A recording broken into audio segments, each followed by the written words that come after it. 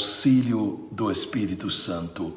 Pai maravilhoso, ilumina-nos com o Espírito Santo para que a Tua palavra nos guie pelos Teus caminhos. Amém. Em nome do Pai, do Filho e do Espírito Santo. Amém. Proclamação do Evangelho de Nosso Senhor Jesus Cristo, segundo São Mateus, capítulo 9, versículos de 9 a 13. Partindo dali, Jesus viu um homem chamado Mateus, que estava sentado no posto do pagamento das taxas. Disse-lhes: segue-me. O homem levantou-se e o seguiu. Como Jesus estivesse à mesa na casa deste homem, numerosos publicanos e pecadores vieram e sentaram-se com ele e seus discípulos. Vendo isso, os fariseus disseram aos discípulos: por que come vosso mestre com os publicanos e com os pecadores? Jesus, ouvindo isso, respondeu-lhes: não são os que estão bem que precisam de médico, mas sim os doentes. Ide e aprendei o que significam estas palavras: eu quero misericórdia e não o sacrifício. Eu não vim chamar os justos, mas os pecadores. Palavra da salvação. Glória a vós, Senhor. Eu quero convidar você, meu querido e minha querida, a dar glórias a Deus por Ele ter enviado o seu Filho único, Jesus Cristo, por causa de nós, pecadores.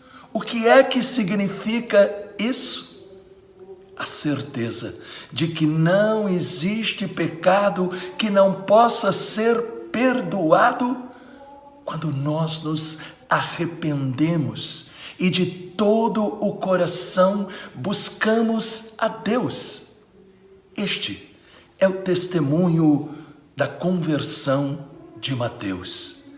Ele não estava procurando Jesus, ele estava no seu trabalho. Jesus foi até ele. Como Jesus também vem até nós pelos meios mais diferentes. E nós nem sempre ouvimos a sua voz, como aconteceu com Mateus. Mateus era considerado pecador por ser cobrador de impostos. Os cobradores de impostos eram colaboradores dos romanos. E por serem desonestos, eles também cobravam a mais para ter um lucro pessoal. E então, eles eram desprezados, eles não eram bem vistos. O chamado de Mateus traz para nós 3 lições importantíssimas para a nossa vida. A primeira está aqui, em Mateus 9:9. Partindo dali, Jesus viu um homem chamado Mateus, que estava sentado no posto do pagamento das taxas. Disse-lhe: segue-me. O homem levantou-se e o seguiu. Repare, ele não discutiu ao chamado de Jesus. Ele não pediu esclarecimentos e nem tempo para pensar, mas simplesmente seguiu. E aí nós aprendemos que para seguir Jesus é necessária obediência, disposição também para o sacrifício muitas vezes. E aí surge também uma primeira pergunta. E nós? Eu e você? Estamos realmente obedecendo e seguindo fielmente a Jesus? Aconteça o que acontecer? Segunda lição importantíssima. Mateus 9, 10, 11.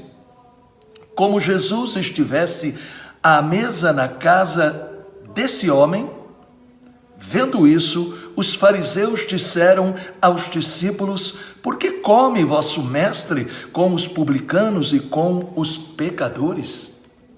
Os fariseus eram pessoas religiosas que se diziam fervorosas e também por isso se julgavam melhores e com o direito de criticar.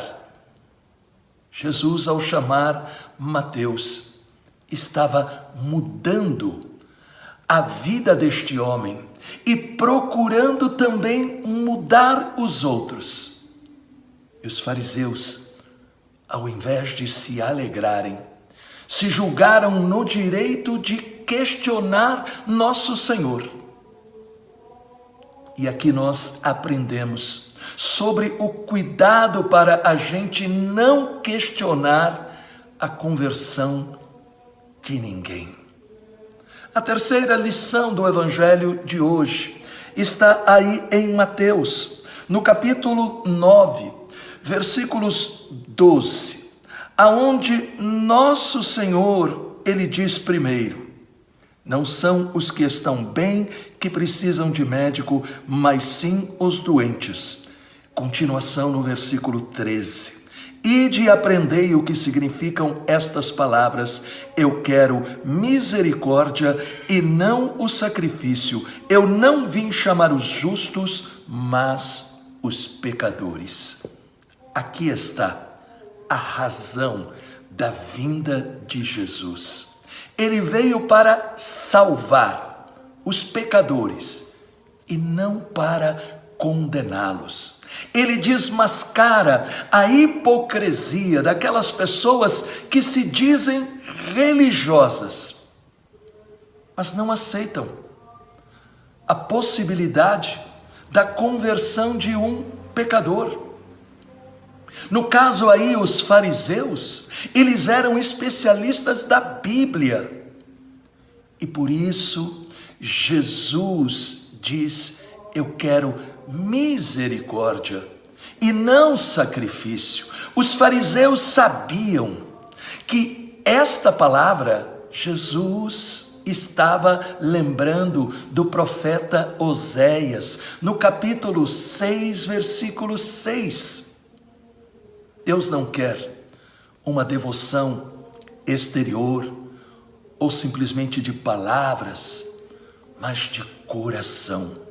Deus deseja seguidores fiéis, capazes de usar da mesma misericórdia que receberam. As nossas igrejas têm que ser lugares de acolhimento e não para tentar impedir o crescimento daqueles que desejam encontrar um sentido maior para a sua vida. Quem se converte tem que se tornar um instrumento para ajudar outros também a se converterem. E é por isso que é necessário ter misericórdia.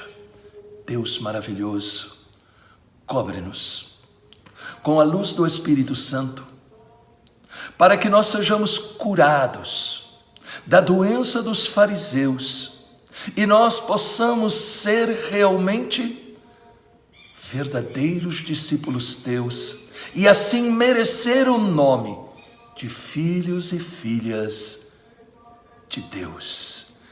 Em nome do Pai, do Filho e do Espírito Santo.